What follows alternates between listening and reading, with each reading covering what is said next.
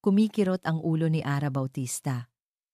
Hindi lang sa pagod mula sa halos 36 na oras na duty sa ospital, kundi sa bigat ng mundo na unti-unting dumudurog sa kanyang balikat. Bawat tibok sa sentido niya ay isang paalala ng lumalaking bill sa ospital ng kanyang nanay, ng matinding pangangailangan para sa operasyon na halos imposible nilang makuha, at ng boses na nagbanta sa telepono kaninang umaga. Miss Bautista, ang interest ay patuloy na lumalaki. Alam mo ang mangyayari kapag hindi ka nakapagbayad sa takdang panahon. Nagbara ang lalamunan ni Ara. Humigpit ang hawak niya sa phone. Kahit sa maingay na emergency room, tila boses lang ng kanyang pinagkakautangan ang naririnig niya. Pinikit niya ang mga mata. Koron. Kailangan niyang makapunta sa koron. Kahit ilang araw lang para makahinga, makatakas sa lahat ng ito. Isang murang flight, isang sandali ng kapayapaan, bago siya tuluyang lamunin ng dilim. Nagmamadali si Ara sa Terminal 3, halos matumba sa bawat hakbang. Ang bagahe niya ay isang luma, gasgas na backpack na mas mukhang bibigay na kaysa sa kaya pa siyang dalhin sa isang bakasyon. Ang mga tao sa paligid niya ay tila lumulutang, mga mukhang masaya, walang pasanin, nagmamadaling humabol sa kani-kanilang mga pangarap na bakasyon. Siya? Siya ay tumatakas lang. Tumatakas mula sa amoy ng disinfectant, sa tunog ng monitors, sa paulit-ulit na tanong ng kanyang kapatid na si Ella kung kailan gagaling si Mama. Ang kanyang isip ay parang ulap, mabigat at kulubot. Ang tanging malinaw sa kanya ay ang gate number na nakasulat sa kanyang crumpled e-ticket, Gate 8. Nang makarating siya sa Gate 8, halos wala ng tao. Nagtataka siya pero hindi na inisip pa. Wala na siyang lakas mag-isip. Isang matandang steward ang nakangiting bumati sa kanya. "Good morning, ma'am. First class ba tayo ngayon?" Tumango lang si Ara, masyadong pagod para magtanong. Ibinigay niya ang ticket at pagkatapos ng mabilis na pag-scan, itinuro sa kanya ang isang pribadong hagdan. "Diretso po sa private jet, ma'am." "Private jet?" Kumunot ang noo ni Ara. "Anong private jet?" Ang ticket niya ay para sa isang budget airline, isang prop plane na malamang ay aandar sa ihip ng hangin. Ngunit ang pagod niya ay umabot na sa puntong hindi na niya kayang magproseso ng impormasyon. Umakyat siya sa hagdan. Ang puso niya ay kumakabog ng bahagya. Siguro dahil ito ang unang pagkakataon na makasakay siya ng eroplado na hindi mukhang kakalas anumang oras. Pumasok siya sa loob. Ang aircon ay agad na yumakap sa kanya, ang amoy ay hindi lang malinis kundi mamahalin. Hindi katulad ng amoy ng ospital. Ang upuan ay gawa sa malambot na balat. May kasamang unan na mukhang mas mahal pa sa kanyang cellphone. Ilang upuan lang. Walang iba. Nakaupo siya sa pinakamalapit na upuan, sa dulo ng aisle, at idinikit ang kanyang ulo sa bintana, tinitigan ang lumilipad na ulap. Ang tahimik. Sana ganito na lang lagi. Sana ganito katahimik ang buhay niya. Naramdaman ni Ara ang bahagyang paggalaw ng eroplano. Hudyat na sila ay umaandar na sa runway. Pumikit siya, handa nang dalhin ang tunog ng makina patungo sa isang panandaliang pagtakas. Ngunit sa pagdilat niya, may isang anino ang humarang sa ilaw. Isang lalaki, matangkad, nakasulot ng itim na suit. Ang presensiya niya ay bumusog sa buong kabin, parang biglang umikli ang espasyo. Bumagsak ang kanyang panga. Hindi ito ang tripulante. At hindi lang siya ang pasahero. Ang lalaki ay may matulis na tingin, mapusok na mga mata na nakatitig sa kanya, tila isang agila na nakakita ng hindi inaasahang biktima. Siya, si Don Mateo Alcantara. Ang boses niya ay malalim. Parang umaalingamngaw sa maliit na espasyo. "At sino ka?" tanong niya. Walang halong pagbati, tila isang pangkaraniwang tanong lang kung ano ang pangalan niya. Kinabahan si Ara. Umayos siya ng upo. Ara Bautista po, pasahero po ako." Pasahero? Kumunot ang noo ni Mateo. Tiningnan niya ang kanyang pilot, si Mang Tonyo, na nakangiting nakatingin sa kanilang dalawa, tila nagtatago ng sikreto. Mang Tonyo, sinong nagpapasok sa kanya? Tumawa lang si Mang Tonyo. Ah, sir, nakamali lang po yata siyang sinasakyan. Sa gate 8 po kasi tayo, di ba? Nanginig ang labi ni Ara. Gate 8. Iyon nga ang gate niya. Ngunit ito ay malinaw na isang pribadong eroplano. Hindi ang kanyang budget flight. Napatingin siya sa kanyang tiket at doon niya nakita ang maliit na print. Ang pangalan ng airline na napakapamilyar sa kanya, hindi ang nakasulat sa tiket na hawak niya. Nanlaki ang kanyang mga mata. Sa sobrang pagod at stress, naligaw siya ng eroplano. Hindi niya alam kung paano siya humingi ng paumanhin. Nag-init ang kanyang pisngi. Sir, pasensya na po. Nagkamali lang po ako. Ibang gate po siguro yung sa akin. Puwede. Po ba akong bumaba? Ngunit bago pa makasagot si Mateo, nag-umpisa ng bumagal ang eroplano. Nagsalita ang pilot sa intercom. Sir Mateo, ma'am, may emergency po. Nagkaroon po ng biglaang pagbabago sa panahon. Isang malakas na bagyo ang paparating at hindi na po tayo makakabalik sa Manila. Kailangan po nating lumapag sa pinakamalapit na ligtas na airport. At saan naman yan, Mang Tonyo? Tanong ni Mateo. Halata ang inis sa kanyang boses. Batanes po, sir. Sagot ni Mang Tonyo. Ilang oras po tayong maantala doon hanggang lumipas ang bagyo. Batanes. Hindi Coron. Isang malaking gulo, isang nakakagulat na pagkakamali. Pero mas malaking katanungan, bakit sa dinami-dami ng tao, siya pa ang mapapasama sa isang taong tulad ni Don Mateo Alcantara? Napaawang ang labi ni Ara. Nakaramdam ng kaba at takot. Ang kanyang inosenteng pagtakas ay naging isang bangungot na may kasamang estranghero. Nagngit-ngit ang bagahe sa ilalim ng kanyang upuan habang lumalapag ang eroplano sa gitna ng malakas na ulan. Sa labas ng bintana, tanging kulay abo at lunti ang nakikita niya, mga burol na balot ng ulap at nagngangalit na karagatan. Nakikita ni Ara ang refleksyon ng sarili niya sa bintana, tila isang maliit na bahagi ng problema. Lumingon siya kay Mateo, na nakatingin din sa labas. Ang mukha niya ay puno ng pagkabigo at pagkabalisa.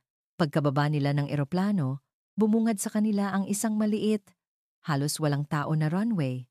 Ang hangin ay malakas, at ang ulan ay bumubuhos na parang gripo. Sa dulo ng runway, may isang matandang lalaki na nakatayo, nakasuot ng dilaw na kapote, nakatingin sa kanila na may kakaibang kislap sa mga mata. Si Mang Tonyo ay bumaba at lumapit sa matanda, at tila may binubulong. Nakaramdam si Ara ng lamig sa kanyang likuran. Nasa isang lugar sila na parang hindi na sila makakabalik. At ang tingin ng matanda ay parang alam niya na mangyayari ito. Umiinit ang ulo ni Don Mateo Alcantara. Hindi lang dahil sa init ng Batanes na biglang nilamon ng lamig at ulan, kundi dahil sa abalang nakita niya sa harapan niya. Ang babaeng ito, Ara Bautista, ay nakakainis. Isang malaking gulo sa kanyang tahimik at pribadong mundo. Sino ba naman ang magkakamali ng private jet? Tila walang protocol sa buhay ang isang ito. Sigurado ka, Mang Tonyo? Walang ibang flight pabalik? Tanong niya, ang boses ay parang yelo, habang pinagmamasdan ang bumubuhos na ulan sa labas ng maliit na airport. Ang hangin ay humahampas sa kanilang mukha. Pasensya na po, sir. Masyado pong malakas ang bagyo. Wala pong ibang eroplano ang makakalapag dito ngayon, at mas lalo na ang makakalipad palabas. Kailangan po nating maghintay.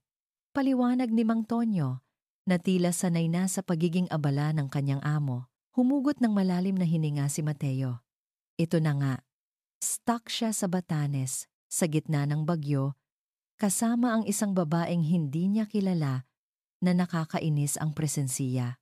Nakita niya si Ara, nakatingin sa paligid. Ang mga mata ay malaki Tila isang usa na nawawala sa kagubatan. May bahid ng takot. Well, wala siyang pakialam. Kung hindi lang ito nangyari, dapat ay nasa Singapore na siya, nakikipag-ugnayan sa bagong investors.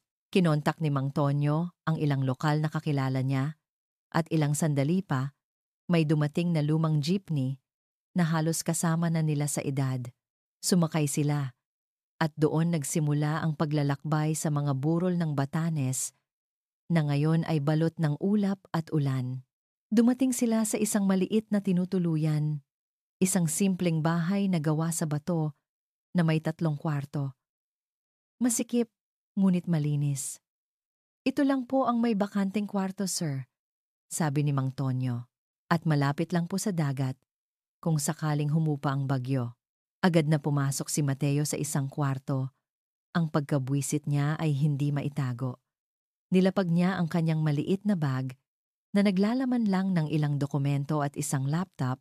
Hindi siya nagdadala ng maraming gamit. Hindi siya sanay sa ganitong uri ng pamumuhay. Ang buhay niya ay nasa opisina, sa boardrooms, sa mga pribadong eroplano, hindi sa isang tinutuluyan sa probinsya. Narinig niya ang boses ni Ara sa kabilang kwarto na tila nakikipag-usap sa telepono. Maingay ang boses niya, may halong pag-aalala. Hello? Ella? Kumusta si Mama? Napahinto si Mateo. Umupo siya sa gilid ng kama, hindi sinasadyang marinig ang pag-uusap. Ano? Lalo siyang lumala. Pero dapat okay lang siya, sinabi ng doktor. Boses ni Ara tila naiiyak. Nasaan si Aling Nena? Nakapagpabili ka na ba ng gamot? Pero, Ella, alam mo namang wala na akong pera. Hindi pa ako nakakabayad sa utang ko. Biglang may kumirot sa puso ni Mateo. Hindi awa, kundi isang bahagyang pagkagulat. May sakit ang nanay niya at may utang.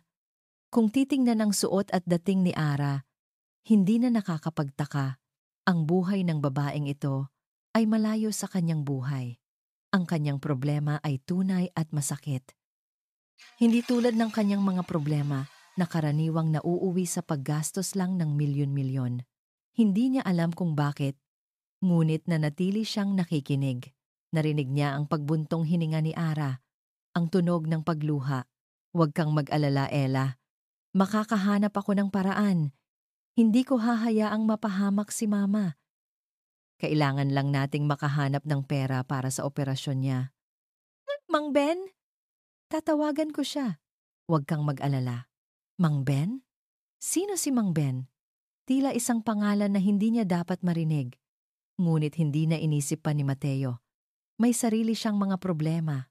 Kinuha niya mula sa kanyang bulsa ang isang maliit na pitaka.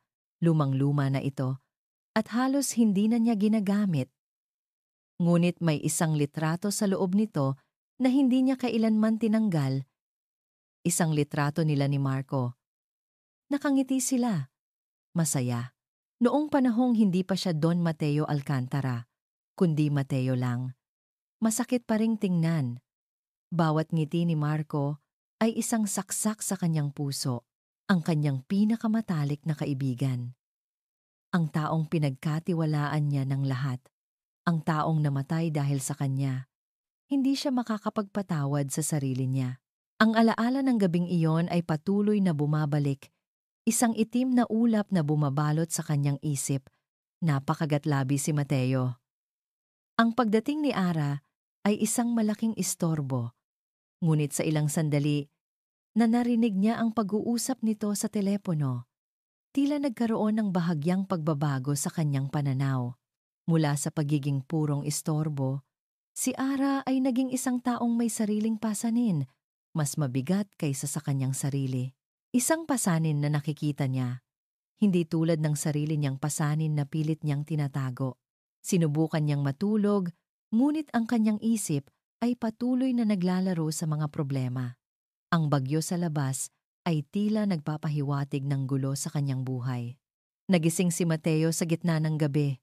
Narinig niya ang mahinang iyak mula sa kwarto ni Ara. Humihikbi at may mga salitang nabibigkas. Hindi malinaw, ngunit sapat para marinig niya. Pera, para kay mama. Mang Ben, hindi ko na kaya. At may isa pang pangalan. Isang pangalan na nagpabangon sa kanya, naging dahilan para bumilis ang tibok ng puso niya. Marco. Biglang nag-vibrate ang phone ni Mateo. Isang hindi pamilyar na numero. Nag-atubili siya. Ngunit sinagot, Don Mateo. Isang tinig ng babae. Malamig ngunit may kakaibang kapangyarihan. Alam kong nasa Batanes ka. Nanigas si Mateo. Kilala niya ang boses na ito. Attorney Sofia de la Cruz. At alam ko, ang lahat tungkol kay Marco.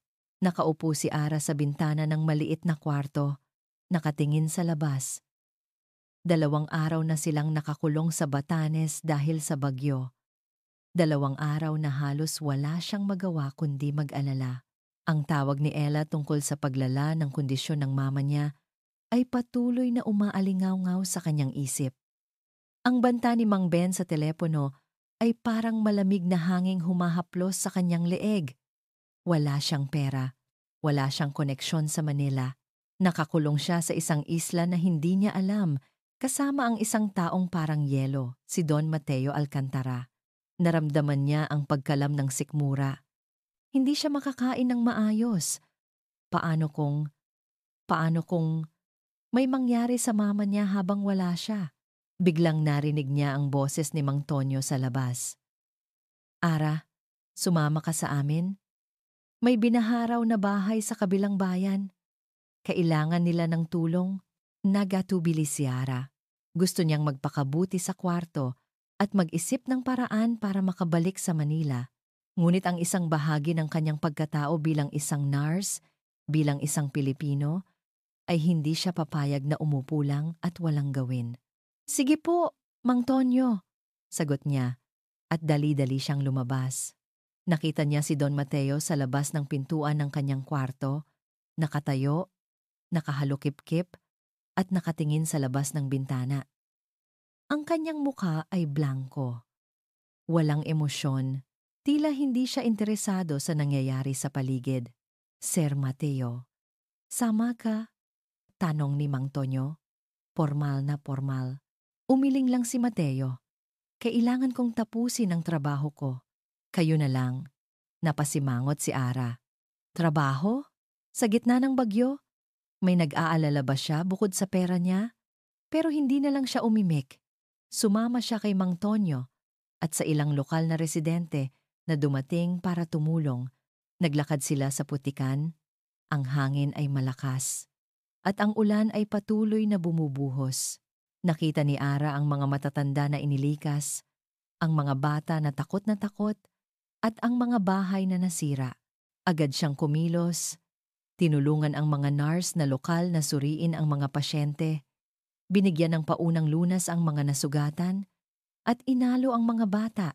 Ang pakiramdam ng pagiging kapaki-pakinabang, kahit sandali, ay nagbigay sa kanya ng kaunting kaluwagan mula sa kanyang sariling mga problema.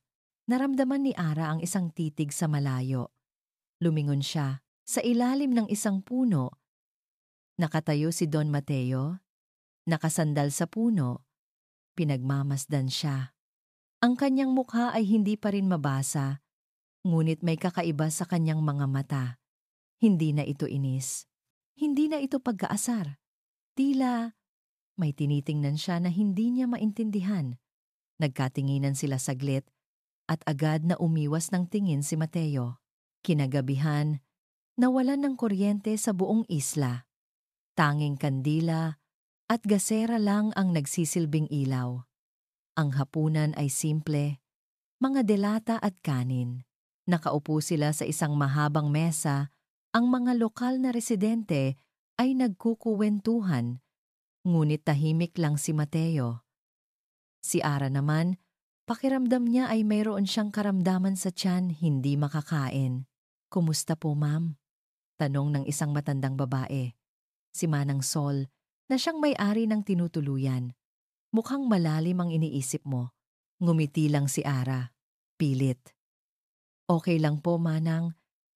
Nag-aalala lang po ako sa pamilya ko. May pamilya ka sa Maynila? Tanong ni Mateo. Biglang umimik. Ang boses niya ay malalim at hindi inaasahan. Nagulat si Ara. Hindi niya inaasahang sasali siya sa usapan. Opo, sir. Ang nanay ko po, may sakit. At ang kapatid ko, napatango si Mateo. Walang salita. Ang katahimikan ay bumalik. Ngunit sa pagkakataong ito, hindi ito awkward. Tila may hindi nakikitang koneksyon ang nabuo. Sabi ng doktor, kailangan ng operasyon ang mama ko. Patuloy ni Ara. Biglang lumabas sa kanyang bibig na tila kailangan niyang sabihin sa isang tao. Pero wala kaming sapat na pera. Kaya nga po ako nagtatrabaho ng sobra-sobra. At kaya po ako umalis sandali, sana, para magpahinga, makahanap ng sagot. Napabuntong hininga siya. Ang hirap po, sir. Minsan pakiramdam ko, wala nang katapusan ng problema. Naramdaman niya ang isang bahagyang paggalaw sa kabilang dulo ng mesa. Nakatingin si Mateo sa kanya. Ang mga mata niya ay hindi na yelo, kundi may bahid ng pagkaunawa. Tila nakita niya ang sarili niya sa mga mata ni Ara. Ang bigat ng pasanin. May mga bagay na hindi mo naman kontrolado. Sabi ni Mateo, ang boses ay mas malambot kaysa dati. Pero ang sakit na nararamdaman mo, totoo yan. Nagulat si Ara. Ito ang unang pagkakataon na narinig niya si Mateo na magsalita ng may damdamin nang hindi tungkol sa negosyo o pagiging abala. Nawalan din akong mahalagang tao sa buhay ko. Patuloy ni Mateo. Ang boses niya ay naging bahagyang malungkot. Ang kaibigan ko. Dahil sa isang pagkakamali ko. Tumingin siya sa malayo. Ang kanyang mga mata ay tila nakikita ang isang bagay na malayo. Isang multo ng nakaraan. Akala ko noon, kaya kong kontrolin ang lahat. Pero hindi. Ang sakit nanatili. Hindi na nagtanong si Ara. Alam niyang pribado ang buhay ni Mateo, ngunit ang pagbabahagi niya ay nagbigay sa kanya ng panandaliang ginhawa. Pareho silang may pasanin. Pareho silang may sakit na tinatago. Ang pagkakaiba nila sa yaman at estado ay nawala sa sandaling iyon. Ang natira lang ay dalawang kaluluwang nasasaktan. Kinabukasan, humupa na ang bagyo. Ang araw ay sumisikat na mila sa mga ulap, nagbigay ng kulay sa mga burol.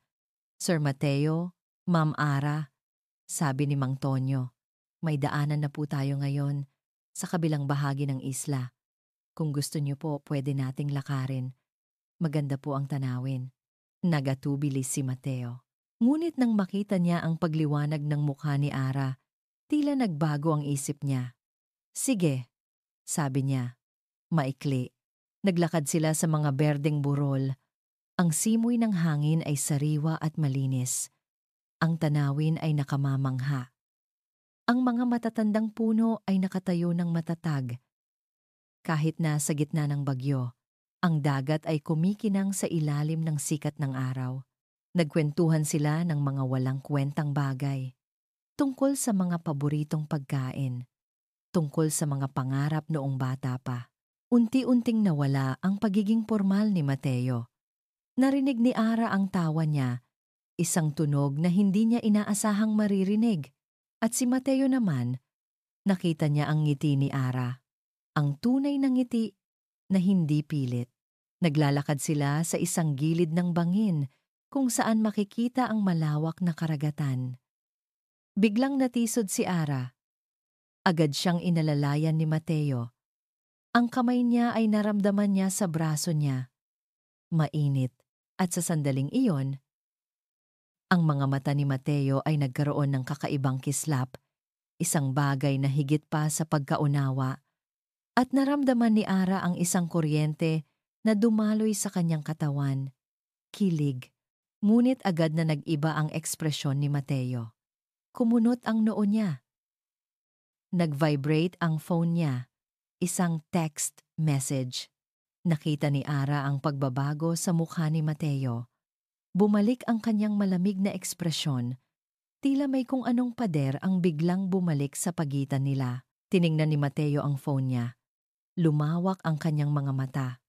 Agad niyang nilayo ang phone, tila ayaw niyang makita ni Ara ang nakasulat.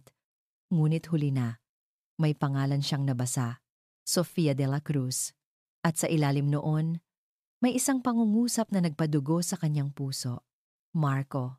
Muling bumalik ang pamilyar na lamig sa dibdib ni Don Mateo Alcantara. Sofia de la Cruz. Ang pangalan pa lang ay sapat na para bumalik ang lahat ng pader na pilit niyang itinayo sa kanyang sarili. Nakatayo siya sa gilid ng bangin.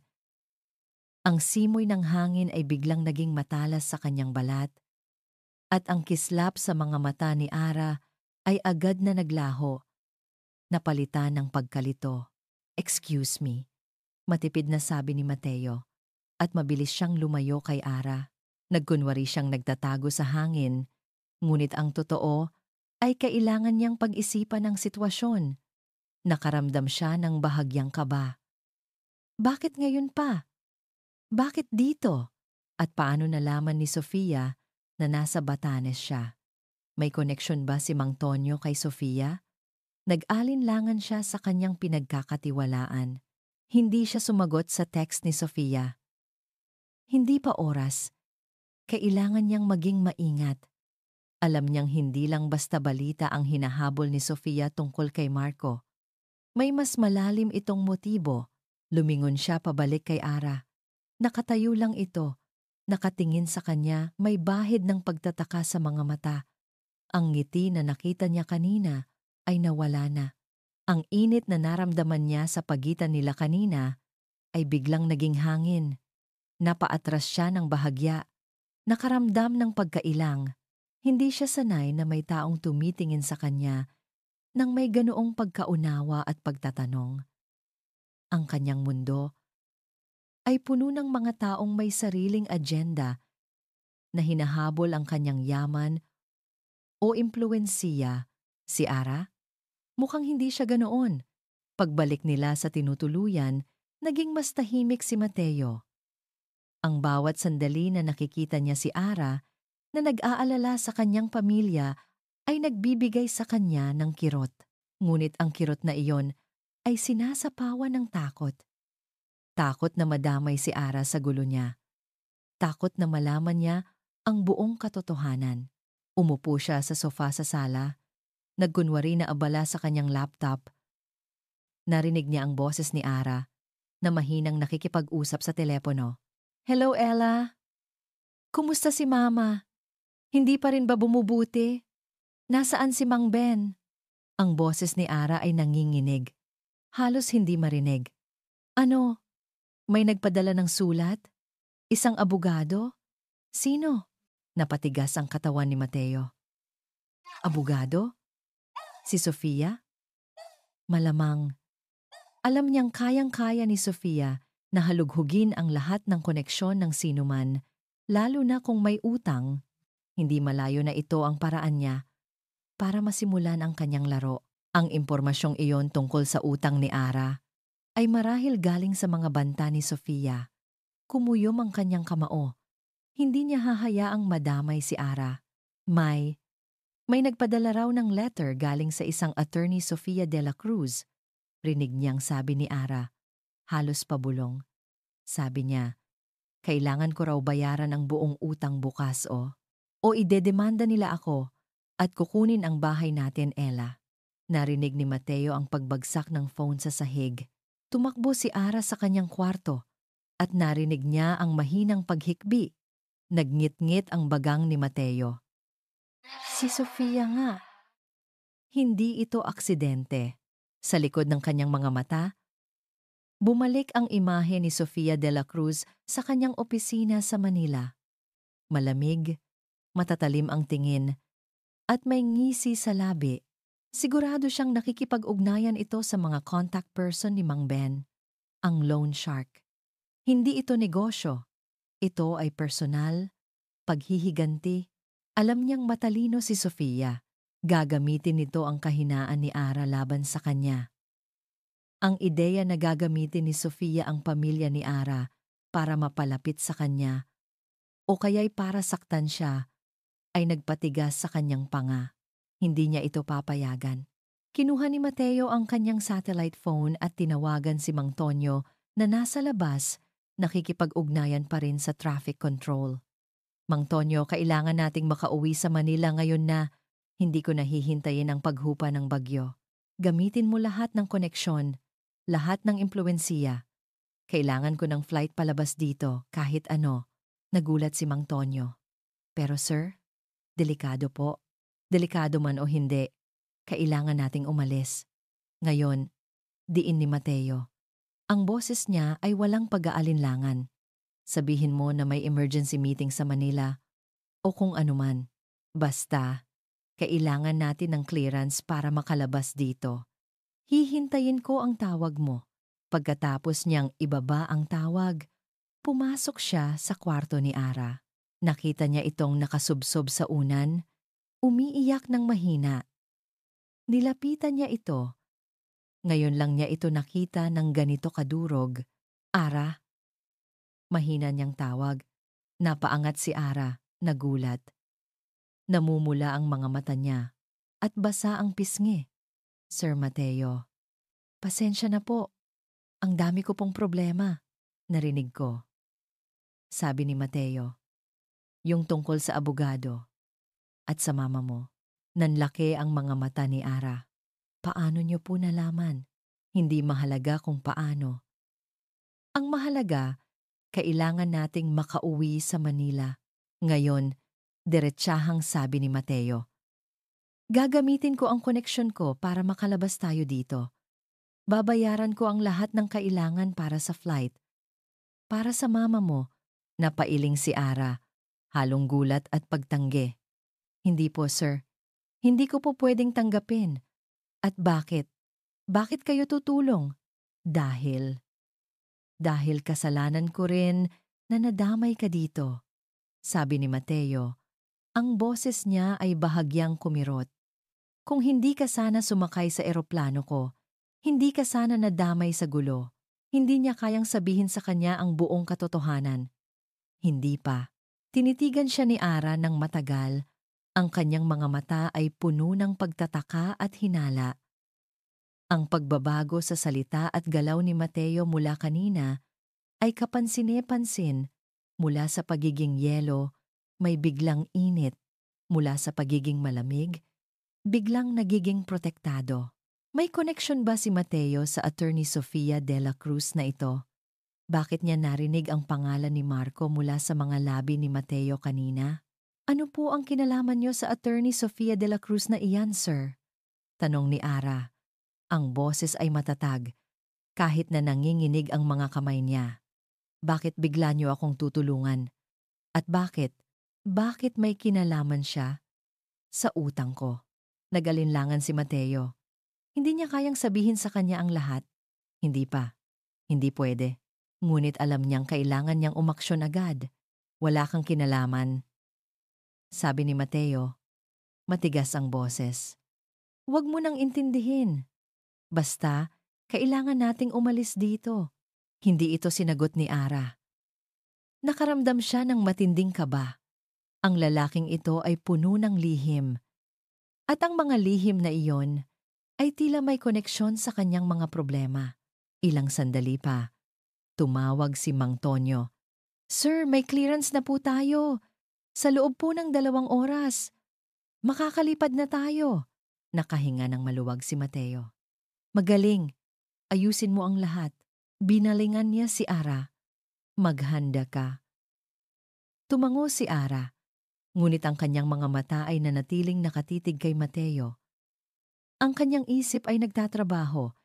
Pilit na pinagsasama-sama ang mga piraso ng puzzle. Ang paglitaw ng pangalan ni Marco, ang tawag mula kay Sofia. Mayroong isang bagay na napakalalim na tinatago ang Don Mateo Alcantara na ito. At siya, si Ara Bautista, ay nalulubog na sa gitna nito. Biglang nag-vibrate ang cellphone ni Ara. Isang text message mula sa isang hindi kilalang numero. Binuksan niya ito at nanlaki ang kanyang mga mata. Ito ay isang litrato ng kanyang ina na nakaratay sa kama sa ospital at sa ilalim nito ay isang nakasulat na mensahe Kung hindi ka makikipagtulungan, ang mama mo ang susunod. Magkita tayo sa opisina ni Attorney Sofia de la Cruz. Pagbalik mo ng Manila, tumaas ang tingin ni Ara kay Mateo. Ang kanyang mga mata ay puno ng takot at pagdududa. Ang litrato ay nagpatunay sa kanyang hinala. Si Sofia. At may alam si Mateo. Lahat sila ay konektado. POV, Ara Bautista. Kumalat ang lamig sa katawan ni Ara, hindi lang dahil sa aircon sa loob ng opisina, kundi sa presensiya ng babaeng nakaupo sa harap niya. Attorney Sofia de la Cruz. Matalas ang kanyang mga mata. Nakasuot ng isang blazer na nagpapahiwatig ng kapangyarihan at pagiging sopistikado. Ngunit sa likod ng lahat ng iyon, may nakatago si Ara na panginginig. Magandang umaga, Miss Bautista. Formal na bati ni Sofia. Walang bahid ng ngiti. Salamat sa pagtugon sa aming imbitasyon. Imbitasyon? Ang tawag ni Ella na halos himatayin na sa takot. At ang litrato ng mama niya sa ospital na may banta. Iyon ba ang imbitasyon nila? Kumuyom ang kamao ni Ara sa ilalim ng kanyang lap. Ano po ba ang kailangan niyo sa akin, Attorney de la Cruz? Diretsong tanong ni Ara. Kahit nanginginig ang boses, ngumiti si Sofia. Isang ngiting hindi umabot sa kanyang mga mata. Diretso na tayo, Miss Bautista. Hindi ka lang namin gustong pagbayarin sa utang mo. Bumaling siya at kinuha ang isang folder sa kanyang mesa. Ako si Sofia de la Cruz. At ako ang kapatid ni Marco Santos. Para akong binuhusan ng malamig na tubig. Marco Santos. Ang pangalang narinig ko mula kay Mateo. Ang pangalang bumabalik-balik sa mga pahayag ni Sofia sa telepono.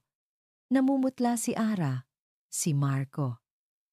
Ang pinakamatalik na kaibigan ni Don Mateo Alcantara at patuloy ni Sofia. Ang kanyang boses ay tila naglalabas ng lason at ang kanyang pagkamatay. Hindi ito simpleng aksidente. Nanlaki ang mga mata ni Ara. Anong sinasabi niya? Aksidente? Pero si Mateo, sinabi niya sa Batanes na nagkamali siya sa isang bagay, na may pananagutan siya. Matagal ko nang iniimbestigahan ang pagkamatay ng kapatid ko, sabi ni Sofia. At ipinatong niya sa mesa ang mga litrato at dokumento. Mga litrato ni Marco, mga dokumento na tila mga financial reports, mga kontrata at mga email. Si Mateo Alcantara. Siya ang may pakana sa likod ng pagkamatay ng kapatid ko, napiling si Ara. Hindi po totoo yan. Hindi po gagawin ni Sir Mateo yan.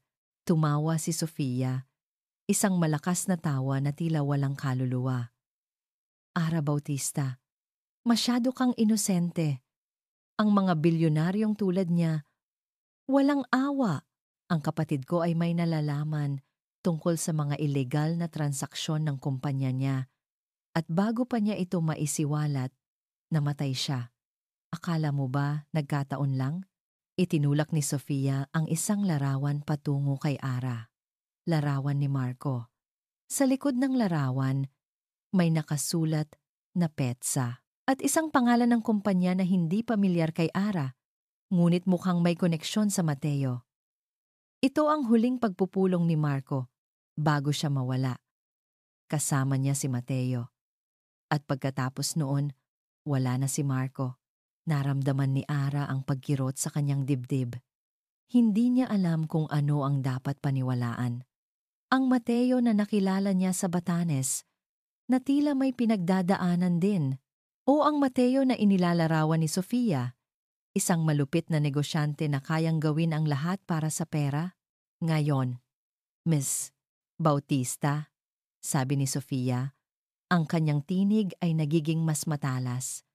Nakita ko ang koneksyon mo kay Don Mateo. Kung ayaw mong mangyari ang mas masama sa mama mo, makikipagtulungan ka sa akin. Bibigyan mo ako ng impormasyon tungkol kay Mateo. Gagawin mo ang sasabihin ko.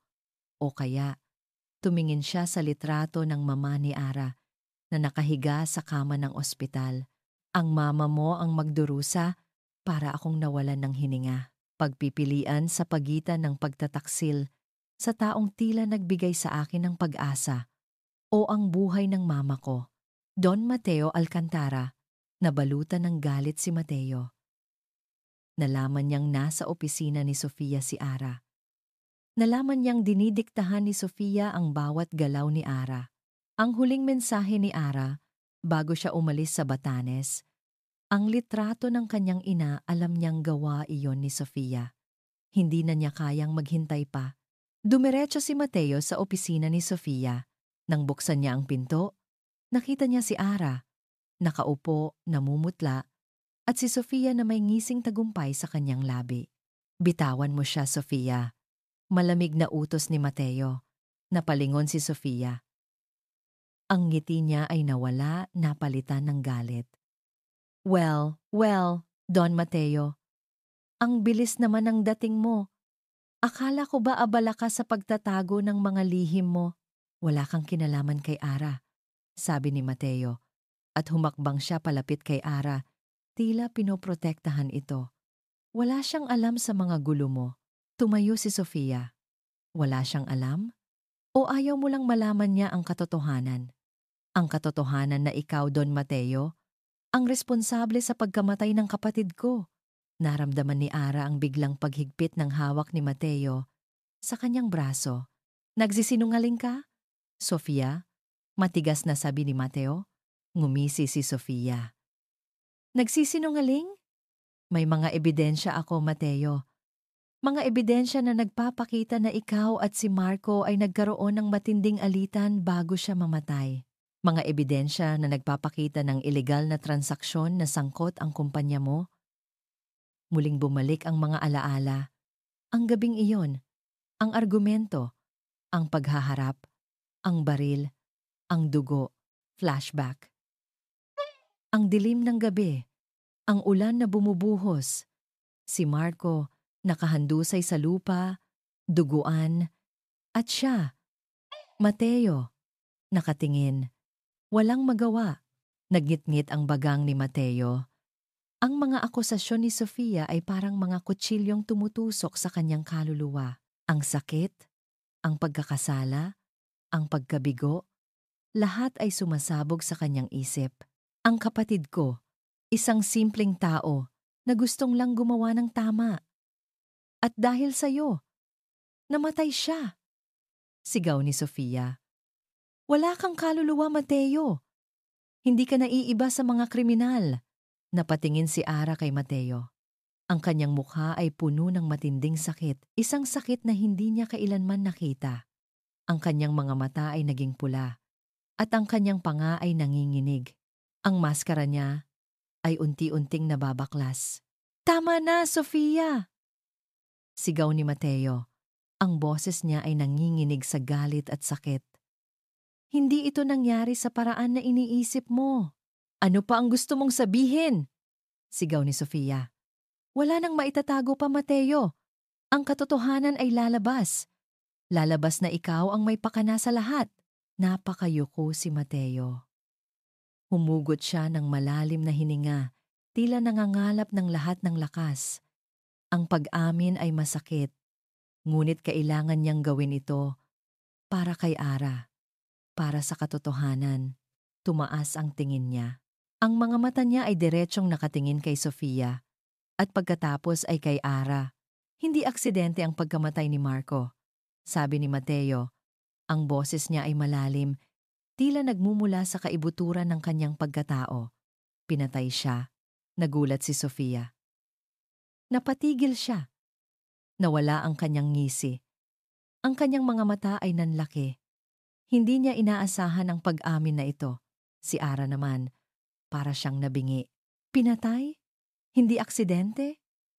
Ang Marco na kaibigan ni Mateo, na palaging inaalala ni Mateo, na dahilan ng sakit ni Mateo. Ano? Sigaw ni Sofia. Hindi makapaniwala. Anong sinasabi mo? Pinatay si Marco. Ulit ni Mateo. Ang kanyang boses ay mas malinaw ngayon, puno ng galit at sakit. Hindi dahil sa akin, pero dahil sa akin din, namatay siya Naguguluhan si Ara. Ang kanyang isip ay parang umiikot. Isang bilyonaryo na may pinagtataguan na lihim. Isang babaeng naghahanap ng paghihiganti. At ngayon, isang pagpatay. Binitiwan ni Mateo ang braso ni Ara. Humarap siya kay Sofia. Ang kanyang mga mata ay nagliliyab sa galit at determinasyon. Huwag kang mag-alala, Sofia. Hindi ko hahayaang mapunta ang kapatid mo sa wala. Haharapin ko ang katotohanan at sisiguraduhin kong magbabayad ang mga may kasalanan. Biglang tumakbo si Ara palabas ng opisina. Ang kanyang puso ay kumakabog ng malakas, tila gustong sumabog. Ang lahat ng kanyang paniniwala, lahat ng kanyang pag-asa, ay biglang gumuho. Ang lalaking tila nakakaunawa sa kanya, na nakapagbigay sa kanya ng panandaliang kapayapaan sa Batanes, ay puno ng mga lihim na mas madilim pa sa kanyang pinakamasamang bangungot. Ang buhay niya at ng kanyang pamilya. Paniniwalaan ba niya si Mateo? Ang taong puno ng misteryo at posibleng kasalanan? O ipagtatanggol niya ang kanyang pamilya? Kahit na nangangahulugan iyon ng pagtataksil sa kanyang puso? Ang desisyon ay mahirap at ang kapalaran ng lahat ay nakasalalay sa kanyang mga kamay. Para akong lumulutang palabas ng opisina ni Sofia de la Cruz. Ang bawat hakbang ay mabigat. Tila may posas sa aking mga paa. Ang boses ni Mateo, pinatay siya, ay paulit-ulit na umaalingamngaw sa aking isip, sinasabayan ng mas matalas na boses ni Sofia. Siya ang may pakana. Nalilito ako. Ang sakit na naramdaman ko sa dibdib ay mas malalim pa sa pagod na naramdaman ko sa ospital. Ito ay sakit ng pagdududa, ng pagtataksil, at ng pagkawala ng tiwala. Paano? Paano nangyari ito? Ang lalaking nakilala ko sa Batanes, ang taong nagbahagi ng kanyang pasanin at sakit, na tila nagbigay sa akin ng pag-asa, siya ba ay isang mamamatay tao? O biktima rin? Ang isip ko ay parang pinaghalong gulo. Dumiretso ako pauwi. Pagpasok ko sa bahay, sinalubong ako ng amoy ng gamot at ng pag-aalala. Nakita ko si Ella sa tabi ng mama ko. Pinupunasan ang noo nito. Ang mama ko, maputla at hirap huminga, ay tila lalo pang nangayayat. Ate Ara, sigaw ni Ella. Agad na yumakap sa akin. Naramdaman ko ang init ng kanyang luha sa aking balikat. Salamat at dumating ka na, ang mama. Hindi ko na napigilan ang sarili ko. Niyakap ko sila pareho. Mahigpit na mahigpit. Pakiramdam ko, sila na lang ang nag-uugnay sa akin sa katotohanan. Sila ang rason kung bakit ako lumalaban. Ngunit sa ilalim ng yakap na iyon, may kirot ako. Ang mama ko. Ang buhay niya ay nakasalalay sa akin. At ngayon, ang buhay na iyon ay tila ginagawang sandata ng mga taong may lihim. Ayos lang ba, anak? Mahinang tanong ni mama. Halos hindi marinig. Bakit ka umiiyak? Umiling ako, pilit na ngumiti. Ayos lang po ako, mama. Ang importante, nakauwi na ako. At gagaling ka, pangako. Ngunit sa loob-loob ko, nagtatago ako ng takot. Kaya ko pa ba tuparin ang pangako na iyon? Kinabukasan, mas lalo pang sumikip ang hawak ni Sofia sa akin. Isang courier ang naghatid ng isang malaking sobre sa bahay. Walang pangalan ng nagpadala, pero alam ko kung kanino galing. Sa loob nito, mga litrato ni Marco Santos. Mga close-up shot ng kanyang mukha, ng kanyang mga mata na tila may pinapahayag. Kasama rin ang mga kopya ng mga kontrata at bank statements na tila nagpapakita ng malalaking transaksyon mula sa kumpanya ni Mateo na nakapangalan kay Marco. Ang pinakamabigat ay ang isang USB drive at isang note na nakasulat. Pakinggan mo ito. Matutuklasan mo ang katotohanan. S. D. C. Nilagay ko ang USB sa laptop ni Ella. Lumabas ang isang audio recording. Ang tunog ay malabo sa simula, ngunit unti-unting lumilinaw. Isang matinding alitan. Boses ni Mateo. Boses ni Marco. Hindi ko hahayaang mangyari ito, Mateo. Milyon-milyon ang nawawala. Panloloko ito sa mga tao. Sigaw ni Marco. Huwag kang makialam, Marco. Delikado ito. Iwanan mo na lang. Boses ni Mateo, puno ng galit. Hindi. Hindi ko pwedeng pabayaan yan. Lalabas ang katotohanan. At pagkatapos noon, isang malakas na tunog. Isang putok, napatakip ako sa bibig. Nanginginig ang kamay ko. Ang tinig ni Marco. Ang galit ni Mateo. Ang putok. Bumalik ang sinabi ni Sofia. Siya ang may pakana. At ang sinabi ni Mateo, pinatay siya. Naghalo ang lahat sa isip ko. Ang alaala ng Batanes, ang mga ngiti at tawanan ni Mateo, ang pagbabahagi niya ng kanyang pasanin, ang warmth ng kanyang kamay nang hawakan niya ako, ang tingin niya na puno ng pagkaunawa. Lahat iyon ay tila naglaho. Ang pag-ibig na nagsisimula pa lang ay biglang napalitan ng pagdududa. Nag-umpisa akong mag-research, lihim. Ginagamit ko ang laptop ni Ella habang tulog siya. Tinaype ko ang pangalan ni Marco Santos at Mateo Alcantara sa search engine. Lumabas ang ilang lumang balita. Isang tragic accident. Isang biglaang pagkamatay ng business partner. Lahat ay malabo, walang detalye. Walang pagpatay na nabanggit. Pero may isang artikulo na nakakuha ng atensyon ko. Isang lumang blog post mula sa isang investigative journalist, hindi isang mainstream media, ang pamagat, ang misteryo sa pagkamatay ni Marco Santos. Higit pa sa aksidente? Kinabahan ako. Binuksan ko ang link. Ang artikulo ay may petsa ilang taon na ang nakakaraan.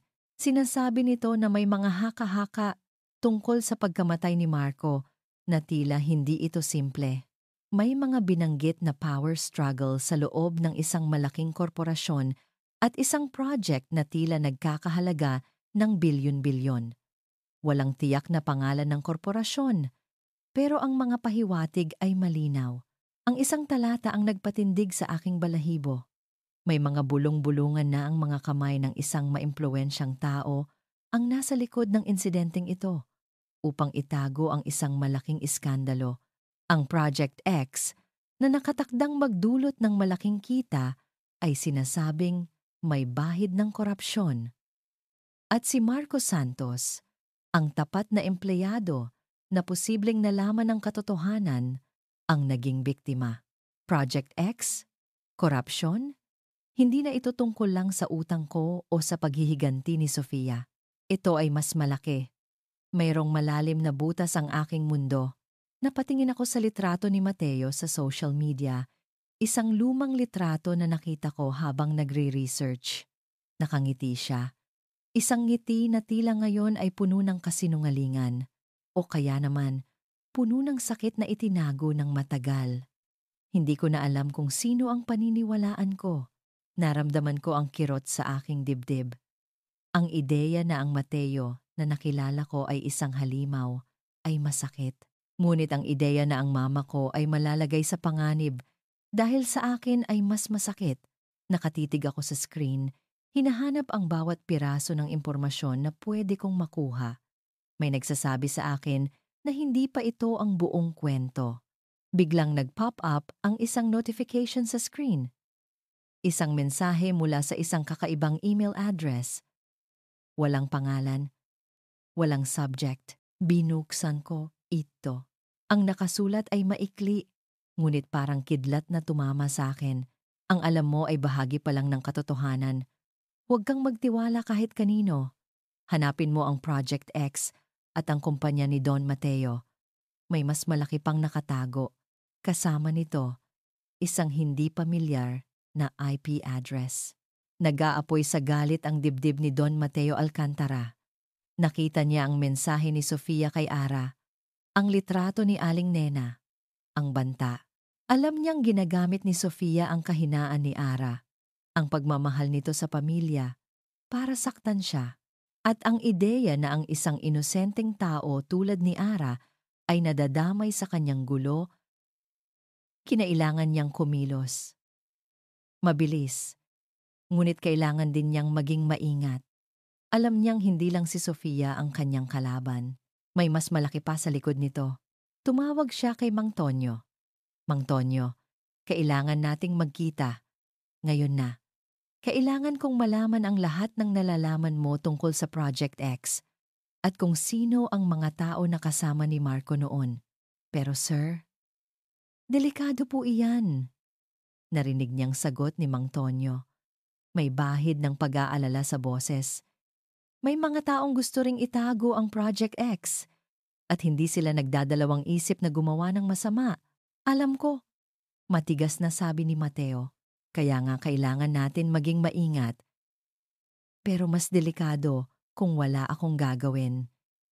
Gusto kong malaman kung sino ang mga nakikinabang sa pagkamatay ni Marco.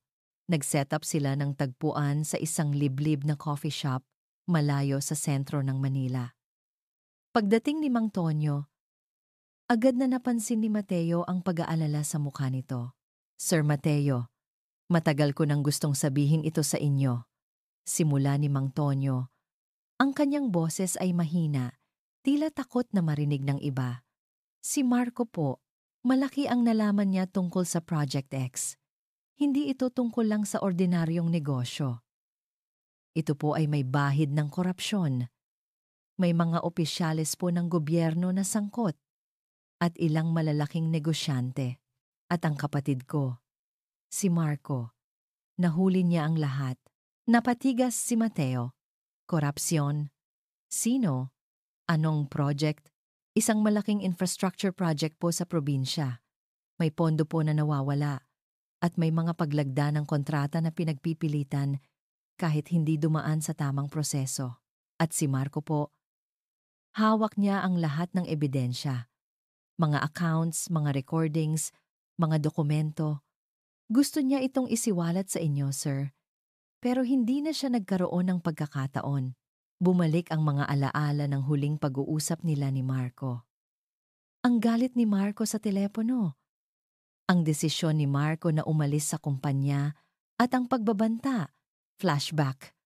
Ang gabi, ang ulan. Si Mateo at Marco naghaharap. Ang init ng argumento. Kailangan mong lumabas sa Project X, Marco. Delikado iyan. Sigaw ni Mateo. Hindi, Mateo! Kailangan itong mailabas sa publiko. Ang daming pera ng taong bayan ang nawawala. Hindi ko hahayaang mangyari iyon. Sagot ni Marco. Ang kanyang mga mata ay nag-aapoy. At pagkatapos, ang tunog ng baril. Hindi kay Mateo, sa likod ni Marco. At si Marco, bumagsak. Bakit hindi mo sinabi ito sa akin kaagad, Mang Tonyo? Tanong ni Mateo, ang kanyang boses ay puno ng pagsisisi. Dahil po, sir, bago pa po mangyari ang insidente, binantaan na ako. Na kapag may sinabi ako, pati po ang pamilya ko ay madadamay. At ang mga taong iyon, makapangyarihan po sila. Pinaniwala rin nila ako na kayo ang may kagagawan, sir. Humingi po ako ng tawad. Tumango si Mateo. Naiintindihan ko. Sino ang mga taong ito? Si Mr. Ramos po, sir. Ang board member. At ang mga kasama niya, si Mr. Ramos. Ang isang matandang board member na palaging tahimik ngunit may malaking impluwensiya sa kumpanya. Hindi siya kailanman pinagkakatiwalaan ni Mateo. At si Sofia? Alam ba niya ito? Tanong ni Mateo. Hindi po sigurado, sir. Pero may hinala po ako na ginagamit lang din siya ng mga taong iyon para sirain kayo. Kung sino man ang nagbigay sa kanya ng impormasyon, sigurado akong hindi ito ang buong katotohanan. Galit. Galit na galit si Mateo. Pinaniwala si Sofia ng isang kasinungalingan, ginagamit ang kanyang sakit para maging kasangkapan sa paghihiganti. Salamat, Mang Tonyo, sabi ni Mateo. Ngayon, kailangan kong hanapin ang mga ebidensyang iyon. Kailangan kong patunayan ang katotohanan. Sa mga sumunod na araw, sinubukan ni Mateo na makipag-ugnayan kay Ara, ngunit hindi niya ito sinasagot. Alam niyang galit ito. Alam niyang nagdududa ito. Ngunit mas gusto niyang maging ligtas ito. malayo sa gulo niya. Samantala, lumalala ang sitwasyon sa kanyang kumpanya. Ikinakalat ni Sofia ang mga ebidensya na nagpapakita ng ilegal na transaksyon ni Mateo na sinasabing may koneksyon sa pagkamatay ni Marco. Ang mga board members ay nagsisimulang magtanong. Ang mga kasosyo ay nag-aalala. Ang kanyang reputasyon ay unti-unting nadudurog. Ang Project X ay isang malaking scam at si Don Mateo Alcantara ang utak nito. Narinig niyang sigaw ni Sofia sa isang press conference sa TV. Mayroon akong ebidensya na magpapatunay na siya ang responsable sa pagkamatay ng aking kapatid. Pinatay niya ang TV. Ito na nga, all is lost. Maliban kung naalala niya ang sinabi ni Mang Tonyo tungkol sa mga ebidensya ni Marco. Nasaan kaya iyon? Habang abala si Mateo sa paghahanap ng mga ebidensya, hindi niya alam na si Ara, ang anonymous tip tungkol sa Project X at kumpanya ni Don Mateo. At dahil sa takot para sa kanyang ina at sa sarili niya, nagsimula siyang mag-imbestiga. Sinusundan ni Ara ang mga pahiwatig na nakita niya sa lumang blog post. At isang gabi, habang nag-iisa siya, nadiskubre niya ang lumang opisina ni Marco Santos, isang maliit, maalikabok na lugar na tila hindi na ginagamit sa loob ng maraming taon. Ang kanyang puso ay kumabog ng malakas habang binubuksan niya ang pinto. Sa loob, naroon pa rin ang ilang gamit ni Marco. Isang desk na puno ng lumang papeles, isang putol na ballpen, at isang nakatagong kahon. Sa loob ng kahon, nakita ni Ara ang isang lumang notebook na tila diary at isang USB drive na may label na Project X. Ito na nga, ang mga ebidensya. Habang kinukuha niya ang mga ito, nakarinig siya ng ingay mula sa labas. Mga yapak. Biglang nanlamig ang kanyang pakiramdam. Hindi siya nag-iisa. Napakagat-labi si Ara. Ang kanyang puso ay kumakabog. Kailangan niyang umalis. Mabilis. Ngunit habang tumatakbo siya palabas ng opisina, may humarang sa kanya. Dalawang lalaki, malalaki, at matatangkad. Ang humarang sa pintuan, ibigay mo sa amin ang hawak mo. Utos ng isa sa kanila. Ang boses ay malalim. Niyakap ni Ara ang notebook at USB drive sa kanyang dibdib. Hindi ko ito ibibigay! Sigaw niya. Sinubukan niyang lumusot sa pagitan nila, ngunit hinawakan siya ng isa. Nagpumiglas si Ara. Sinipa ang isa sa kanila, ngunit mas malakas sila. Ang USB drive at notebook ay nahulog sa lupa.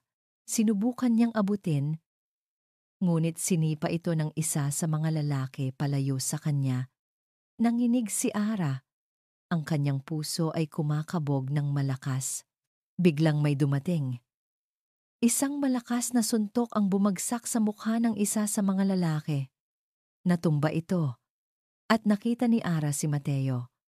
Ang kanyang mukha ay puno ng galit. Ang kanyang mga mata ay nagliliyab. "Bitawan mo siya!" Sigaw ni Mateo. Nagsimula ang away. 2 laban sa 1. Ngunit si Mateo ay sanay sa pakikipaglaban. Naging mabilis ang mga galaw niya. Sinuntok niya ang isa at sinipa ang isa pa. Ngunit habang nagpapalitan sila ng suntok, may isang sumulpot mula sa dilim. Isang pangatlong lalaki. May hawak na tubo. Tinamaan si Mateo. Nag-iba ang porma ng kanyang mukha sa sakit. Ngunit bago pa siya muling saktan, itinulak siya ni Ara. "Mateo! Tumakbo ka na!" Sigaw ni Ara. Ngunit huli na. Isa sa mga lalaki ang humabol kay Ara at sinipa siya sa tiyan. Napasigaw si Ara sa sakit at bumagsak sa lupa. Nakita niya ang USB drive at notebook na sinisipa palayo hanggang sa mawala sa dilim. Napakagatlabi si Mateo. Ang galit ay lalong lumaki sa kanyang dibdib. Sumugod siya muli sa mga lalaki. Ngunit marami sila. Sa gitna ng labanan, naramdaman niya ang isang matalim na saksak sa kanyang tagiliran. "Ara!" Sigaw ni Mateo. Ang boses niya ay puno ng pag-aalala habang bumagsak ang kanyang katawan sa lupa. Nakitang tumakbo ang mga lalaki, mabilis na nawala sa dilim. Ang iniwan nila ay ang dalawang katawan na duguan at ang sakit ng pagkatalo. Gumapang si Mateo patungo kay Ara. Niyakap niya ito. Ara, ayos ka lang ba? Tanong niya. Ang kanyang boses ay nanginginig sa sakit. Napaiyak si Ara. Mateo, ang sila. Kinuha nila ang lahat. Ang kanyang tiyan ay kumikirot. Naramdaman ni Mateo ang init ng dugo na dumadaloy mula sa kanyang tagiliran. Ngunit hindi iyon ang importante. Ang importante ay si Ara. Niyakap niya si Ara ng mahigpit. Ara, huwag kang mag-alala. Hindi ko hahayaang saktan ka nila. Hindi ko hahayaang mapahamak ka. Pangako. Pagkatapos, sa lumang opisina, sa gitna ng dilim, sa lupa, nakita niya ang cellphone ng isa sa mga lalaki na nahulog. May lumabas na notification, isang tawag. Hindi natuloy, ngunit ang pangalan ay malinaw. Mr. Ramos, Don Mateo Alcantara. Naramdaman ni Don Mateo Alcantara ang mainit na dugo na dumadaloy mula sa kanyang tagiliran, ngunit mas masakit ang kirot sa kanyang puso. Habang nakayakap siya kay Ara, ang sakit sa pisikal ay walang-wala sa sakit na makita si Ara na nasasaktan dahil sa kanya. Nakita niya ang takot sa mga mata nito, ang pagkabigla, ang pagkawala ng pag-asa. Hindi na niya hahayaang mangyari iyon. Hindi na niya hahayaang madamay pa si Ara sa dilim ng kanyang mundo. Ayos ka lang ba? Tanong niya kay Ara. Ang boses niya ay nanginginig sa pag-aalala. Saan ang masakit? Sa tiyan ko. Mahinang sagot ni Ara. Nanginginig. Pero, si Mateo, ang sugat mo. Huwag mo akong alalahanin. Sabi niya, pilit na ngumiti. Mas mahalaga ka. Mabilis siyang tumayo. Inalalayan si Ara. Kailangan niya itong dalhin sa isang ligtas na lugar. Agad, ang kondo niya. Doon lang niya pwedeng sabihin ang lahat. Ang lahat ng katotohanan na matagal niyang tinago. Nagmaneho siya ng mabilis. Ang sakit sa tagiliran niya ay tila nagiging pampagana lang. Pagdating sa kanyang kondo, agad niyang inalalayan si Ara papasok. Pinaupo niya ito sa isang malambot na sofa at kumuha siya ng first aid kit. Kahit masakit ang sarili niyang sugat, inuna niya ang sugat ni Ara. Masakit ba? Tanong niya habang maingat na nililinisan ang gasgas sa braso ni Ara. Umiling si Ara. Ang kanyang mga mata ay nanatiling nakatitig sa kanya, puno pa rin ng pagdududa at pagtatanong. Pagkatapos niyang gamutin si Ara, binalingan niya ang sarili niyang sugat. Malalim ang saksak, ngunit hindi tila nakamamatay. Nilinis niya ito at binalutan. Ang kanyang isip ay tumatakbo. Oras na para sabihin ang lahat. Umupo siya sa harap ni Ara. Hinawakan ang kamay nito. Ara, alam kong marami kang tanong. Alam kong nagdududa ka. At may karapatan ka sa lahat ng yan. Napakagat labis si Ara, pero kailangan mong pakinggan ang buong kwento. Patuloy ni Mateo. Ang boses niya ay mabigat. Ang pagkamatay ni Marco. Hang hindi ito aksidente. At hindi rin ako ang pumatay sa kanya. Nakita niya ang pagliwanag ng mga mata ni Ara. Kaunting pag-asa. Si Marco. Matalik na kaibigan ko siya. Tulad ng kapatid. Simula ni Mateo, ang kanyang mga mata ay tila nakikita ang nakaraan. Napakatalino niya at napakatapat, kaya siya ang pinagkatiwalaan kong hawakan ang Project X, isang malaking infrastructure project ng kumpanya. Humugot siya ng malalim na hininga. Pero habang tumatagal, may napansin si Marco. May mga irregularidad. Malalaking halaga ng pera ang nawawala. Mga kontrata na pinipirmahan ng walang tamang proseso. Corruption. Si Mr. Ramos. Siya ang mastermind sa likod nito kasama ang ilang mga opisyal ng gobyerno. Hindi ko alam noon. Pinagkatiwalaan ko sila. Nanginginig ang boses niya. Nalaman ni Marco ang lahat. Hawak niya ang mga ebidensya, mga bank accounts, mga recordings. Gusto niya itong isiwalat sa akin at sa publiko. Ngunit naunahan siya. Isang gabi, nakipagkita sa akin si Marco. Nagtatalo kami. Gusto kong umalis na lang siya sa Project X dahil delikado. Ayaw niyang makinig. Gusto niyang ilantad ang katotohanan. At habang nagtatalo kami, may biglang sumulpot mula sa likod. Sila ang mga tauhan ni Mr. Ramos. Nakita ni Mateo ang imahe ng baril. Ang tunog, ang pagbagsak ni Marco. Sinubukan kong pigilan sila, Ara. Sabi ni Mateo.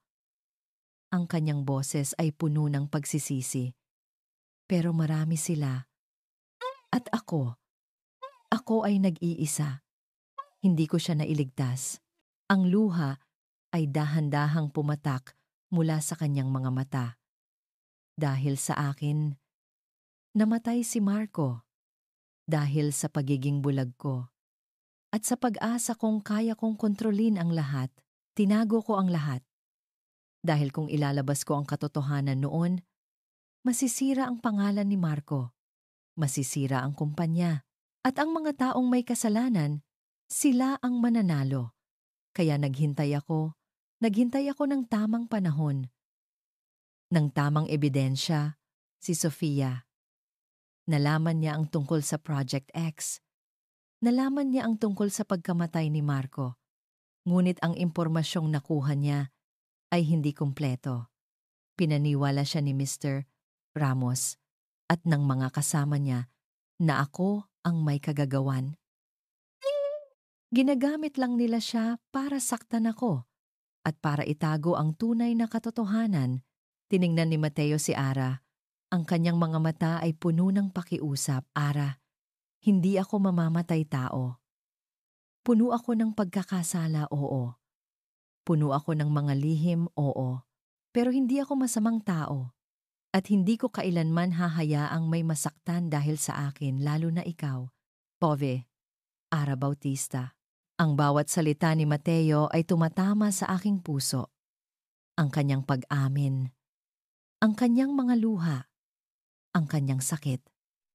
Nakita ko ang isang bahagi ni Mateo na hindi niya kailanman ipinakita sa sinuman. Ang kanyang kahinaan, ang kanyang pagsisisi, ang lahat ng pagdududa, ang lahat ng galit na naramdaman ko ay unti-unting naglaho, napalitan ng pagkaunawa. Hindi siya ang halimaw na ipininta ni Sofia.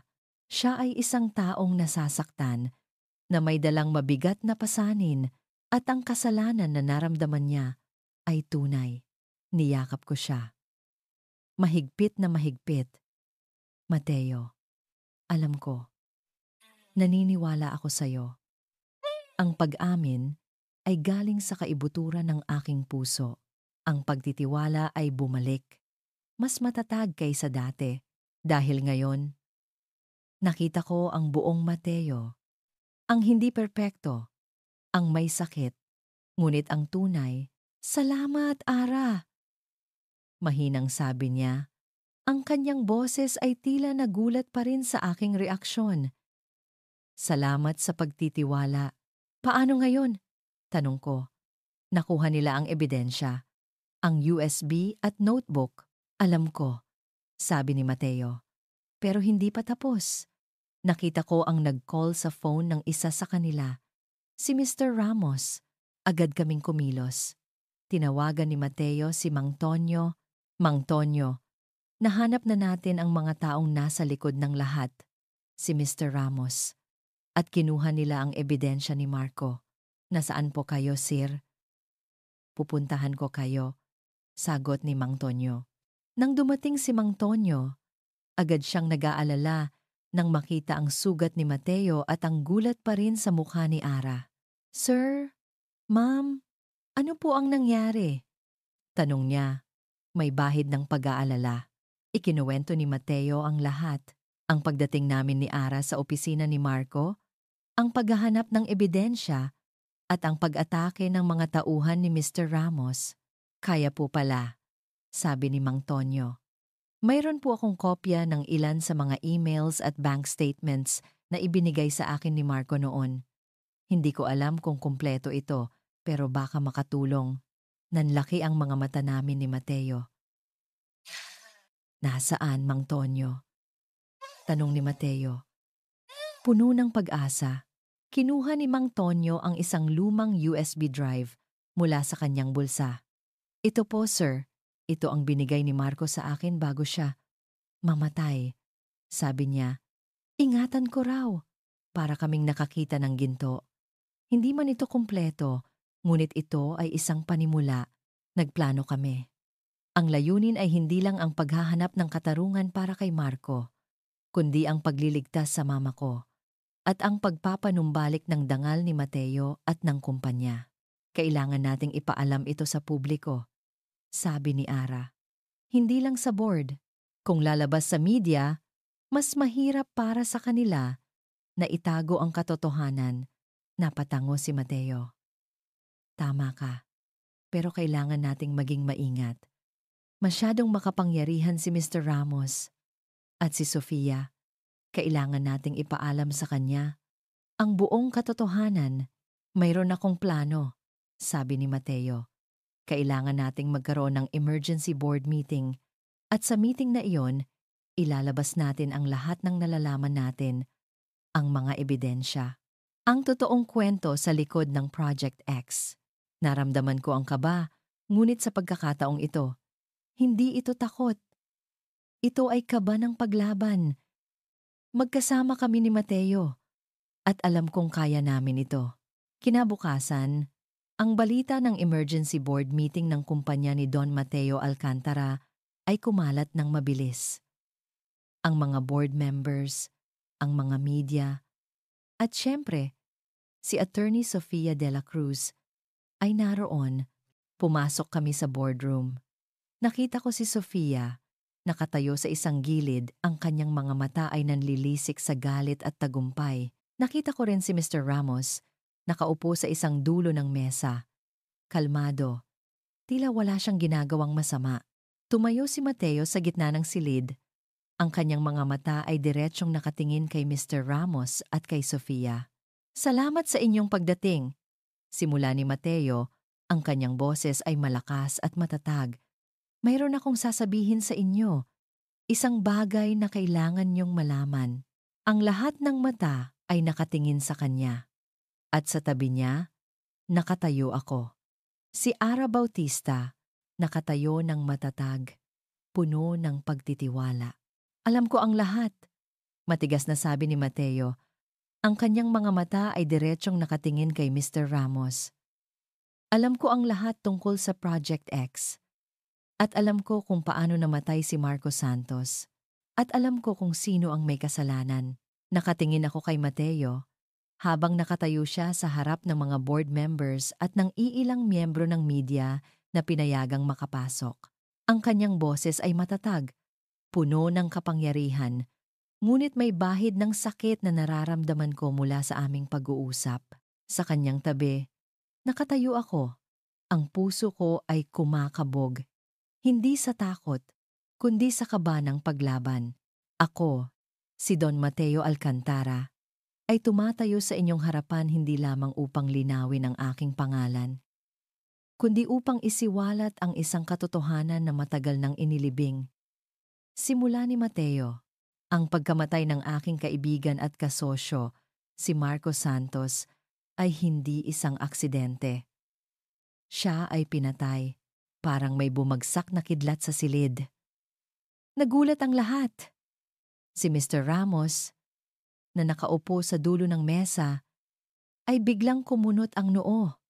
Si Sofia, na nakatayo sa isang sulok, ay nanlaki ang mga mata. Hawak ko ang mga ebidensya, patuloy ni Mateo, at inilabas niya ang USB drive na ibinigay ni Mang Tonyo. Ito ay naglalaman ng mga kopya ng mga komunikasyon ni Marco, mga bank statements, at mga recording na nagpapatunay sa malawakang korupsyon sa ilalim ng Project X. Si Mr. Ramos, tumingin siya kay Mr. Ramos. Ang kanyang mga mata ay nagliliyab. Siya ang utak sa likod ng lahat. Siya at ang kanyang mga kasama ay nagbabayad ng mga opisyal ng gobyerno upang mapabilis ang mga transaksyon at naglalabas ng pondo mula sa kumpanya para sa kanilang sariling kapakanan. Binuksan ni Mateo ang laptop at ipinakita ang mga kopya ng mga dokumento sa screen na nakakonekta sa projector. Nagulat ang mga board members sa nakita nila. Ang mga mata nila ay lumabas. Nalaman ni Marco ang lahat. Sabi ni Mateo, ang boses niya ay naging malungkot. Gustong niyang isiwalat ang katotohanan. Ngunit bago pa niya ito magawa, pinatay siya ng mga tauhan ni Mr. Ramos. Nag-ingay ang buong silid. Nagsimulang magtanong ang mga board members. Nagmamadaling kumuha ng litrato ang mga miyembro ng media. Biglang tumayo si Sofia. Ang mukha ay namumutla. Sinungaling ka, Mateo. Ang lahat ng ebidensyang iyan ay gawa-gawa mo lang para takpan ang kasalanan mo. Sofia, pakinggan mo ako, sabi ni Mateo. Ang kanyang tinig ay naging mas malambot. Ginagamit ka lang nila. Ginagamit ka ni Mr. Ramos. Pinaniwala ka niya sa kasinungalingan para maging kasangkapan ka sa kanilang masamang balak. Ngumisi si Mr. Ramos. Walang katotohanan ang mga sinasabi mo, Don Mateo. Ito ay isang desperadong pagtatangka para takpan ang iyong sariling mga ilegal na gawain. Ngunit huli na, may isang board member na tumayo at tinawagan ang pulisya. Maya-maya pa, dumating ang mga pulis. Mr. Ramos, kayo at ang inyong mga kasama ay arestado sa kasong korupsyon at pagpatay, sabi ng isang opisyal ng pulisya.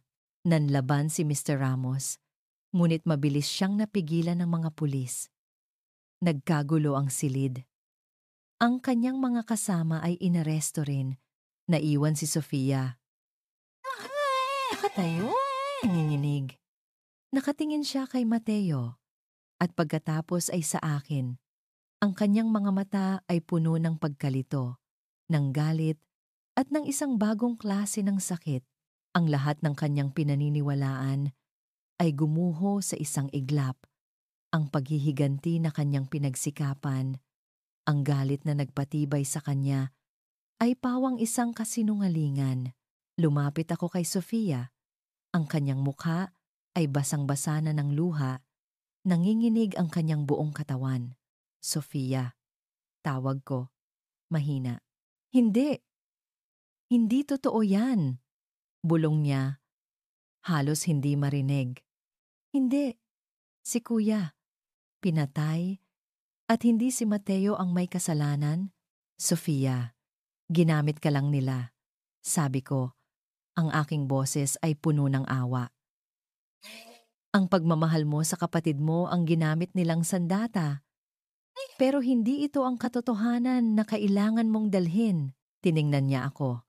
Ang kanyang mga mata ay puno ng matinding sakit. Ang lahat ng pinaniniwalaan ko, kasinungalingan. Ang lahat ng ginawa ko, para sa wala, para sa katotohanan. Sabi ko, hindi para sa paghihiganti. Masakit malaman ang katotohanan, pero mas masakit mabuhay sa kasinungalingan, Sofia. Naramdaman ko ang kanyang sakit. Ang pagkawala ng kapatid, ang pagkabulag sa galit. Alam ko kung paano iyon ang pasanin ko sa mama ko. Ang paghahanap ko ng paraan para matustusan ang kanyang gamot. Ang pagkakautang ko iyon ang akin. Ngunit ang sakit ay pareho. Ang pagkawala, ang pakiramdam ng pagiging helpless. Ang galit mo, Sofia, ay nauunawaan ko. Sabi ko, hinawakan ko ang kanyang kamay. Pero hindi yan ang magpapabalik sa kapatid mo. Ang tanging magagawa mo ngayon ay ang tanggapin ang katotohanan at magpatawad. Hindi lang sa mga nagkasala, kundi sa sarili mo rin, sa pagkalito mo. Napayakap sa akin si Sofia. Ang kanyang mga hikbi ay malakas. Hinayaan ko siyang umiyak, ilabas ang lahat ng sakit, lahat ng galit, at lahat ng pagsisisi. Napakayuko siya. Patawarin mo ako, Ara. Bulong niya. Dinamay kita sa gulo ko. Sinaktan ko ang pamilya mo. Nabulag ako. Naintindihan ko. Sabi ko, ang importante ngayon, lumabas na ang katotohanan. Makakamit na ni Marco ang hustisya. Matagal kaming nagyakapan. Nang bumitaw si Sofia, ang kanyang mga mata ay namumula pa rin, ngunit mayroon ng bahid ng kaluwagan. Salamat, Ara. Sabi niya, ang kanyang tinig ay mas mahina, mas malambot. Hindi ko alam kung paano ako magpapasalamat sa inyo ni Mateo. Ngumiti ako. Ang importante, tapos na ang lahat. Malaya na si Marco.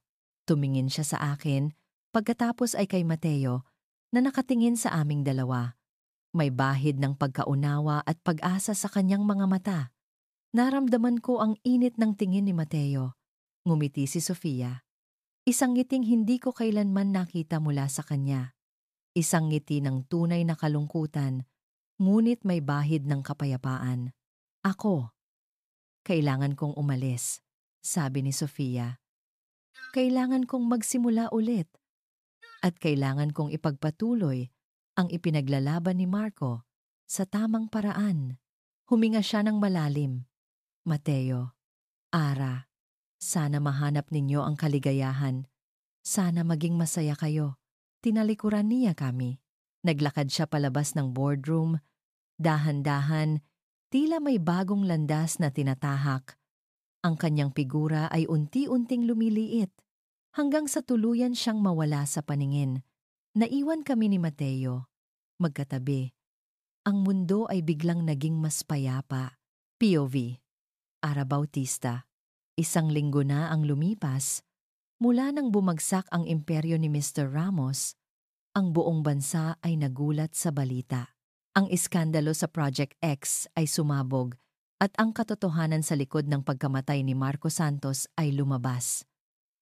Nakahinga ako ng maluwag. Pakiramdam ko, may malaking tinik na natanggal sa aking dibdib. Ngayon, nakaupo ako sa tabi ng kama ng mama ko. Ang kanyang mukha ay hindi na maputla. Ang operasyon ay matagumpay. Nakangiti siya sa akin. Mahina pero totoo. Salamat, anak. Sabi ni mama. Hinawakan ang aking kamay. Salamat at hindi ka sumuko. Salamat at nandyan ka palagi. Mama, bulong ko. Ang aking mga mata ay basa na ng luha. Gagaling ka po. Wala na po tayong aalalahanin. Walang-wala na po. Niyakap ko si Ella. Ang aming mga luha ay naghalo. Sa wakas, malaya na kami mula sa bigat ng utang at sa takot, si Mateo. Siya ang gumawa nito. Siya ang nagbigay sa amin ng pag-asa. Paglabas namin sa ospital, si Mateo ang sumundo sa amin. Hindi na siya nakasuot ng formal na suit. Nakasuot siya ng simpleng polo shirt at jeans. Ang sugat niya ay gumagaling na. Ngunit ang kanyang mga mata ay nagbago. Hindi na ito malamig. Puno na ito ng pagkaunawa at pagmamahal. Kumusta po, Aling Nena?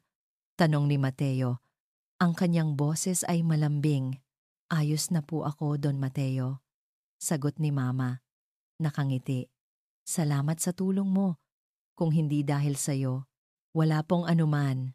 Sabi ni Mateo, humawak sa kamay ni Mama. Gusto ko lang po na maging maayos kayo. Naramdaman ko ang kuryente sa pagitan namin ni Mateo.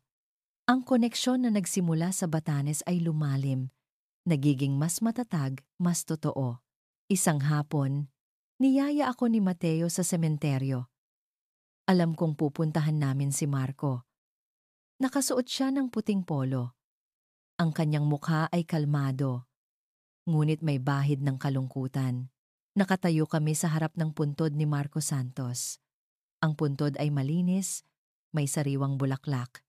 Nilapag ni Mateo ang isang puting rosas. Marco. Simula ni Mateo, ang kanyang boses ay nanginginig. Nandito na ako. Hindi ko na tinago ang katotohanan. Lumabas na ang lahat. Tumulo ang luha sa kanyang pisngi. Sana mapatawad mo ako. Sana malaman mo na hindi ko sinasadya. Na hindi kita iniwan. Hinawakan ko ang kamay ni Mateo. Naramdaman ko ang bigat ng kanyang sakit. Hindi ito sakit ng pagkawala lang, kundi sakit ng pagkakasala. Marco, sana ay mapayapa ka na. Sabi ko, mahina. Nahanap na ni Mateo ang lakas para isiwalat ang katotohanan. Ang iyong hustisya ay nakamit na. Napatingin sa akin si Mateo. Ang kanyang mga mata ay puno ng pasasalamat. Salamat, Ara. Bulong niya. Dahil sa'yo, kaya kong harapin ito. Sa pag-alis namin sa sementeryo, pakiramdam ko ay may bumigat na bagay na unti-unting lumuwag sa puso ni Mateo. Ang pagpapatawad ay hindi lang galing sa iba, kundi sa sarili niya. Nagdesisyon kami ni Mateo na gamitin ang kanilang yaman at impluwensiya para gumawa ng mabuti. Nagtayo kami ng isang foundation sa pangalan ni Marco Santos na nagbibigay ng libreng medical assistance at scholarship sa mga underprivileged na kabataan. Ang unang pasyente na tinulungan namin ay ang mama ko, Don Mateo Alcantara. Ang bawat araw ay tila isang bagong simula. Ang bigat sa aking balikat ay unti-unting nawawala. Napapalitan ng liwanag. Si Ara, siya ang liwanag na iyon. Ang kanyang kabaitan, ang kanyang lakas, ang kanyang pagmamahal, lahat ng iyon ay nagbigay sa akin ng bagong buhay. Hindi na ako ang dating Mateo, na puro trabaho at pera ang nasa isip. Ngayon, may bagong kahulugan ang buhay. Ang pagtulong sa kapwa, ang pagbibigay ng pag-asa, at ang pagmamahal. Isang araw, niyaya ko si Ara na bumalik sa Batanes. Ang isla na naging saksi sa simula ng aming kwento. Ang lugar kung saan kami nagkakilala sa gitna ng gulo at natagpuan ang bawat isa. Sumakay kami sa isang pribadong eroplano, ngunit sa pagkakataong ito, hindi na kami estranghero. Magkahawak ang aming mga kamay habang lumilipad kami sa ibabaw ng ulap. Pagdating namin sa Batanes, bumungad sa amin ang simoy ng hangin na masarap sa balat. Ang mga burol ay lunti pa rin, ang dagat ay asul pa rin, ngunit ang lahat ay nagbago.